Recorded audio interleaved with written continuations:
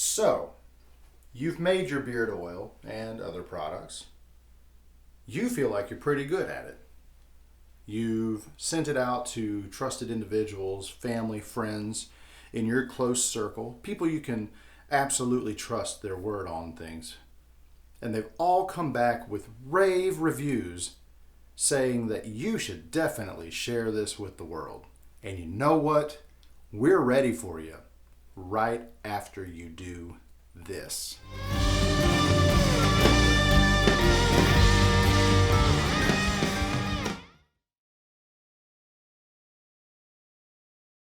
Hey everybody, Jimmy Atkins from Ruddy Man Grooming here again with the next step in how to grow your beard oil business. Now, in our last video, we covered how you should go about trying to find out if this is even something you need to pursue. And that was something as simple as trying it, doing some research, development, and experimentation. And now you're here because you've decided, I'm good at this. Some of my trusted individuals know that I'm good at this. What's the next step, Jim? How do I get into the beard care industry and do it the right way? Well, your next step is going to be simple and complex. It makes a lot of common sense, but there is some red tape involved. And if that's a deterrent, then maybe this isn't what you want to do. But if you are in it for the long haul, this is no big deal, okay? Now, I call this first step kind of our draft stage. This is where you can move parts around, fix things, figure out if it's exactly where you want it before you actually put pen to paper, as it were. So the very first thing I would say you need to do is to figure out who is your target audience. Now, most of you are probably thinking, well, duh, Jimmy, I'm going after people with beards. That's fine, but it always helps you to kind of whittle that down to people with a particular set of interests that follows perhaps the theme of your beard oil company. For instance, I have some friends who are really banging out some great products that are geared towards people who are into gaming and fantasy and that kind of feel. I have some other friends who are really into trading posts, outposts, hikers, mountain people, you know what I'm saying? And then of course Ruddy Man kind of has this whole Mod Podge thing of rustic meets modern, a little bit of this, a little bit of that, basically how to be a good full-rounded man. That's what we're trying to accomplish, okay? So find your target audience. Who are you trying to get to that has a beard? What are their shared interests with you? What is going to draw them to your particular brand? And then you can go from there.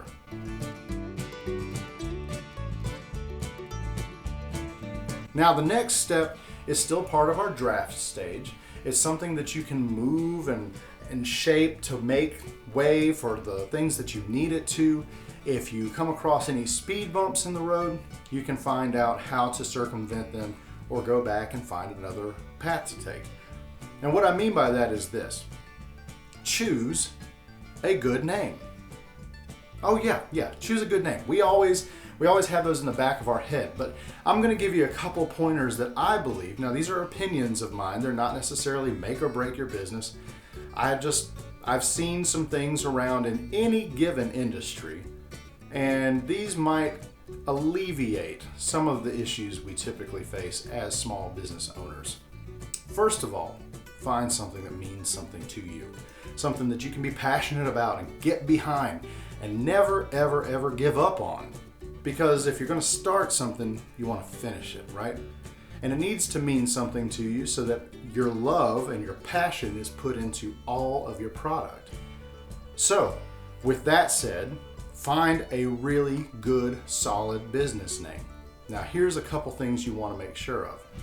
Number one, obviously, you don't want to pick a name somebody else already has inside the same industry as you. Now, granted, there are some other things out there that have the term Ruddy in them, but they're not within the realm of beard care industry. So it's very important that we find something that is unique, stands out, means something to us, but doesn't quite step on the toes of somebody else by completely mimicking what they already call their company. There's a second part to this that might be a little bit hairier. You'll have to figure out how to go about this for yourself, but suffice it to say, I think it's quite important to try and find a name that doesn't necessarily sound eerily similar to another beard oil company's name. We see this kind of thing all the time in the world. Let's just say, for instance, you really like platypi and you love the color blue. And you're thinking, oh, okay, I'm gonna call myself Blue Platypus Beard Oil Company. Well, the issue that we find is there's already a Blue Platypus Beard Oil Company. Not really that I know of, but for the sake of argument, we're just gonna use it. All right, so you decide, okay, I can't use Blue Platypus Beard Oil Company. But it would be kind of rotten to go ahead and choose a name that's like, bluish looking platypi beard oil company. It's a stupid name, I know, but you get the point. Stay kind of clear, give a wide berth to those other beard oil companies that are already there. Do something as unique and outstanding as you possibly can so that you can live in harmony with the other makers around you. And it also has the added benefit, this is probably even bigger, you don't confuse customers. What happens if you have a name that is so entirely like another beard oil company's name, and every time you advertise something new, you might have a great product, and customers keep buying from that other company because they think that's you. Try to choose a name where you're absolutely not going to be confused for someone else. This is all part of the draft stage, right?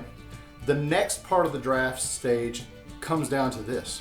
When you find that name that is both not already used and not eerily similar to another company's name, find the URL, the domain name, and claim it. Go ahead and grab it up. Even if you don't have a site built, even if you don't have a host for it, just get that domain name.